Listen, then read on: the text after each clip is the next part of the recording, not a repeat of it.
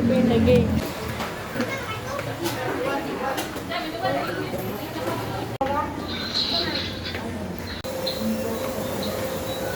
Cheat day, let us treat ourselves kasi nga payday.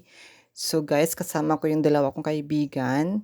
Um, Nagja-Jollibee kami kasi nga payday at gusto naming i-treat namin yung sarili namin sa um, previous weeks na maraming trabaho, maraming workload, tapos pagod pa sa pagba-volleyball. Kaya treat natin yung sarili natin kahit minsan lang, kahit payday lang, 'di ba? Masaya ako dito, guys, kasama ko sila at busog na busog kami, sobra. Para ako ano, ayun bang craving satisfied.